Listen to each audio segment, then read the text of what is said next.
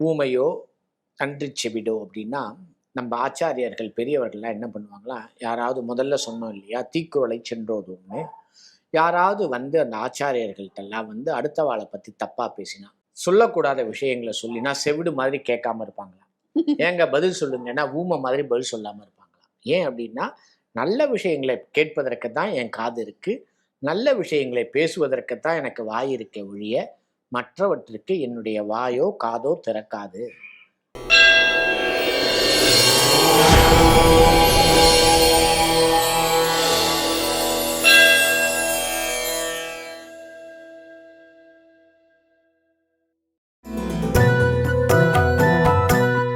தூமணி மாடத்து சுற்றும் விளக்கெரிய தூபம் கமழ துகிலனை மேல் கண்வளரும் மாமான் மகளே மணிக்கதவம் தாழ்த்திரவாய் மாமீர் அவளை எழுப்பீரோ, உன்மகள்தான் ஊமையோ அன்றி செவிடோ அனந்தலோ, ஏமப் பெருந்துயில் மந்திரப்பட்டாலோ, மாமாயன் மாதவன் வைகுந்தன் என்றென்று நாமம் பலவும் நவின்றேலோர் எம்பாவாய்.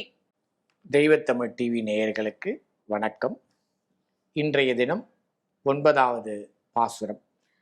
எப்பயுமே நம்ம ஒரு குழுவா போகும்போது நம்ம ஏதாவது ஒரு வேலைக்கு போனோம்னா, என்ன கூப்பிடுறிய, உங்க வீட்டாள் யாரையாவது கூப்பிட்டியான்னு ஒரு சாட்சிக்கு கேட்பாங்க இல்லையா? அதுக்காக தான் சாட்சியா அந்த பெண்கள் குழுவுல இப்ப அடுத்து ஆண்டாள் எழுப்பக்கூடியவள் யார் பாத்தீங்கன்னா, மாமான் மகள். அவளுக்கு ஒரு உறவுக்காரி, அதனால உரிமையோட அந்த மாமான் மகளை போய் எழுப்புறா. எழுப்பாம இருக்கிற மாமியையும் போய் எழுப்பி விடுன்னு சொல்றான். இதுல ஆச்சாரிய சம்பந்தத்தை எப்படி பேசுறா அப்படிங்கிறத பார்க்கணும். முதல்ல தூமணி மாடம் அப்படின்னா என்ன? ஒரு மாடத்துல நம்ம நடுவுல படுத்திருக்கோம்னா ஒரு விளக்கு வச்சா எல்லா இடத்துலயும் வெளிச்சமா தெரியும். அது என்ன செய்யும் அந்த வெளிச்சம்னா, உள்ள யார் மறைந்து இருக்கின்ற, இப்ப கீழே படுத்திருக்கோம்னா வெளியில இருந்து தெரியாது. மறை பொருளை காட்டுவதற்காக மாடத்துல விளக்கு வைக்கும் மாடம். இப்ப வேதத்தை மறை என்று சொல்லுவோம்.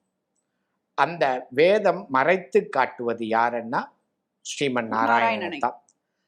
அந்த அதைத்தான் இங்க வந்து காட்டுகின்றார். மறைபொருளை வெளிச்சத்தோட காட்டுகின்றார். யார் அந்த வெளிச்சம்? அது இருக்கு. யார் அந்த வெளிச்சம்னு இருக்கு இல்லையா? ஆச்சாரியர்கள் தான் அந்த வெளிச்சம். ஏன்னா நான் சொன்னதுதான், இந்த காலகட்டத்துல எல்லாரும் ஜெகத்குரு. திருப்பி திருப்பி நான் சொல்வதற்கு காரணம் என்னன்னா, போய் போலி சாமியார்கள்ட்ட ஏமாறாதீங்க அப்படிங்கிறதுக்காக தான் இதை சொல்றேன். அந்த மறைபொருளை காட்டக்கூடியது இந்த வேதத்தை நமக்கு விளக்கி காட்டக்கூடியது குருமார்கள். அதனாலதான் அதை நம்முடைய பாசுரங்களும் விளக்கி காட்டுவதனால வேதம் அனைத்துக்கும் வித்தாகும் கோதை தமிழ் அப்படின்னு நம்ம சொல்றோம். ஐந்தும் அறியாத மானிடரை வையம் சுமப்பதும் வம்பு. ஆண்டாள் பாசுரத்தை படிச்சு தெரிஞ்சுக்கலன்னா இந்த உலகத்துல இந்த உலகத்துக்கு நம்ம பாரம் அப்படின்னு சொல்றோம். அப்ப இந்த தூமணி மாடத்துல எப்படி வந்து ஆச்சாரியர்கள் அந்த நாராயணனை நமக்கு வெளிச்சம் போட்டு காட்டுகின்றார்கள். சரி, இப்ப பல பேர் வந்து புஸ்தகத்தை வாங்கி படிச்சிருவோம். இல்ல என்னால வந்து நான் தமிழ் படிக்க தெரியும், சமஸ்கிருதம் படிக்க தெரியும், நானே படிச்சு கத்துக்கிறேனே அப்படின்னா என்ன ஆகும்? சரியா தெரியுமா? ஒரு கதை இருக்கு. ஏன்னா அந்த கதையை சொல்லிட்டு எல்லாருக்கும் புரிஞ்சு போயிடும். மகாபாரத யுத்தம் நடந்துட்டு இருக்கு. அர்ஜுனனுக்கு நான் தான் வந்து கர்ணனை விட கெட்டிக்காரன், வீரம் மிகுந்தவன் அப்படிங்கிற ஒரு எண்ணம் இருக்கு. இது கிருஷ்ணனுக்கு தெரியுது. அப்ப யோசிச்சுட்டு இருக்கான், அவனை எப்படி சரியா செய்யலாம் அப்படிங்கும் பொழுது ஒரு அம்பெடுத்து அடிக்கிறான். கர்ணன் சொல்றான், கர்ணனோட தேர அம்பெடுத்து அடிய அப்படிங்கிறான். அடிச்சா ஒரு 100 அடி தள்ளி போய் விடுறான். உடனே கர்ணன் திருப்பி கோவத்துல அடிக்கிறான். ஒரு 10 அடி தான் போய் அர்ஜுனன் பின்னாடி நகர்ந்து போறான். அப்ப அர்ஜுனன் சொல்றான், பத்தியா நான் தான் கர்ணனை விட வீரத்துல சிறந்தவன்ட்டு. அப்படியா, சரி நீ கொஞ்சம் சண்டை போட்டுட்டே இரு, நான் கொஞ்சம் கீழே போயிட்டு வரேன்னு சொல்லிட்டு தேரை விட்டு இறங்கி போயிடுறான். இறங்கி போகும்போது திருப்பி கர்ணன் அடிக்கிறான். அவன் ஒரு 100 அடி போறான். திருப்பி கர்ணன் அர்ஜுனன் அடிக்கிறான். இவன் ஒரு 500 அடி பின்னாடி போய் விடுறான். பயந்து போயிட்டான். என்னடா நடந்தது? முதல்ல 10 அடி தான் நகர்த்த முடிஞ்சவன், இப்ப ஏன் என்னால நான் 500 அடிக்கு போயிட்டேன்னு உடனே கண்ணன் வந்து ஏறிண்ட உடனே இதை சொல்றான். அப்ப அவன் சொன்னான், அர்ஜுனன் புரிஞ்சுன்னு விட்டான். அவ்வளவு முட்டாள் கிடையாது அவன். கண்ணா, நான் நினைச்சேன் என்னாலதான் நான் இந்த போரை நடத்தின்னு இருக்கேன், கர்ணனை விட பலம்னு நினைச்சிட்டு இருக்கேன். இல்ல, எனக்கு ஆச்சாரியனா இருந்து நீ வழிகாட்டுகின்றாய், அதனால நான் சரியான திசையில போறேன், கர்ணனை வீழ்த்த முடியறது, துரியோதனை அடிக்க முடியறது.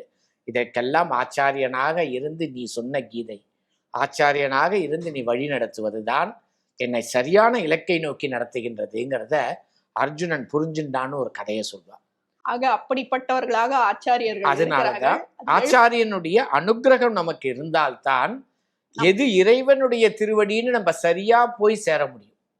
அதுதான் இந்த பாசுரம் இன்றைய தினம் காட்டுகின்றது. அதை விட அதே மாதிரி இந்த இறைவனுடைய நாமத்தை நாம கேட்காமலும் இறைவனுடைய திருமேனியை கண்டு ரசிக்காமலும் நாம இருந்தோம்னா நாம எப்படிப்பட்டவர்களாக இருப்போம்னா நம்ம வாயிருந்தும் பேச முடியாத ஊமைகளை போல்தான் இருப்போம். அதனால ஊமையோ செவிடோ இறைவனுடைய நாமம் கேட்கவில்லை என்று சொன்னால் அந்த காது இருந்தும் அதற்கு எந்த பயனும் கிடைக்காது. ஊமையோ செவிடோ அனந்தலோ நீ எப்பேற்பட்ட தூக்கத்தை உடையவளாக இருக்கேன்னு பார்த்தா அந்த கும்பகர்ணனே உன்கிட்ட தோத்துருவான் போல இருக்கு. ஏம பெருந்துயில் மந்திரப்பட்டாலும் இல்ல உனக்கு யாராவது மந்திரம் போட்டு தூக்க வச்சுட்டாங்களா? நம்பலாமும் அப்படிதான் இந்த லௌகிகத்துல நம்மை சுற்றி இருக்கக்கூடிய பல மாயைகள்லாம் நம்மள வந்து மந்திரம் போட்டு இறை சிந்தனையிலிருந்து விலக்கி வைக்கிறது. அப்படி மந்திரம் போட்டு யாரோ உன்னை தூங்க வச்சுட்டாங்களே, இல்லைன்னா நீ வந்து இறைவனுடைய பிரபாவம் எல்லாம் நன்று உணர்ந்தவளாயிட்டு இன்னும் நீ ஏன் ஏந்துக்காம இருக்க அப்படிங்கிற மாதிரி ஒரு சூழ்நிலை. இன்னும் ஒரு பிரபாவமும் இதுல இருக்கு. ஊமையோ கன்று செவிடோ அப்படின்னா நம்ம ஆச்சாரியர்கள் பெரியவர்கள்லாம் என்ன பண்ணுவாங்களா, யாராவது முதல்ல சொன்னோம் இல்லையா தீக்குறளை சென்றோதும்னு, யாராவது வந்து அந்த ஆச்சாரியர்கள்ட்டெல்லாம் வந்து அடுத்த வாழை பத்தி தப்பா பேசினா, சொல்லக்கூடாத விஷயங்களை சொல்லினா செவிடு மாதிரி கேட்காம இருப்பாங்களா?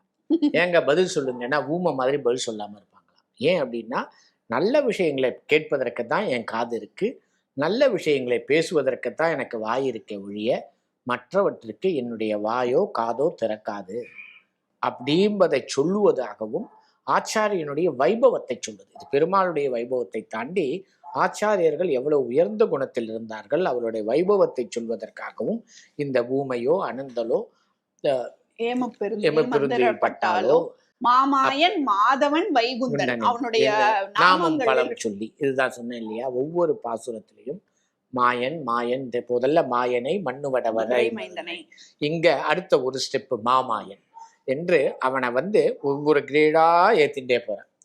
அப்படி அதே மாதிரி மாதவன் தவத்திற்கு மாதவன் அவனை அப்படியே ஏத்துண்டு அவனை நாமம் பலவும் சொல்லி, ஏன்னா நம்ம அதாவது எந்த நாமம் உனக்கு பிடிக்குமோ அந்த நாமத்தை சொல்லிடலாம். ஆமா, அப்படி சொல்லி எழுப்பணும். ஏன்னா ஒருத்தங்களை எழுப்பும் போது என்ன சொல்லி எழுப்பணுமோ அதை சொல்லி எழுப்பினாதான் எழுந்துப்பாங்க. அப்படி வந்து மாமாயன் மாதவன் வைகுந்தன் என்று நாமம் பலவும் நவின்று நாம் எல்லாரும் எழுந்திருக்கணும்.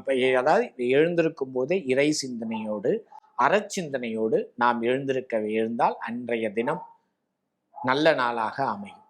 பல பேர்லாம் வந்து இன்றைய நாள் நல்ல நாள்னு பல விஷயங்களை சொல்றாங்க. நீங்க எதையுமே செய்ய வேண்டாம், கிழக்க போக வேண்டாம், வெள்ளை சட்டை போட வேண்டாம், சேப்பு சட்டை போட வேண்டாம், ஏன்னா எல்லா கலரையும் சொல்லிடுறாங்க, எல்லா திசையும் சொல்லிடுறாங்க. அதெல்லாம் வேண்டாம். இந்த பாசுரத்துல ஆண்டாள் சொன்னது போல மாமாயன் வைகுந்தன் கோவிந்தன் என்று அவனுடைய நாமத்தை சொல்லி ஹரி ஹரி ஹரி என்று சொல்லி நாளை தொடங்கினாலே எல்லாம் நலமாக நடக்கும். இன்றைய நாள் மட்டுமல்ல எல்லா நாளும் நல்ல நாளாக அமையும் என்று இன்றைய பாசுரத்தின் வழி ஆண்டாள் நாச்சியார் நமக்கு காட்டுகின்றாள். ஒரு உறவினரை எழுப்பியாகிவிட்டது. அடுத்து ஆண்டாள் யாரை போய் எழுப்ப போறாங்க அப்படிங்கிற ஒரு ஆவலோட நாளைய தினம் நாம் சந்திப்போம். நன்றி.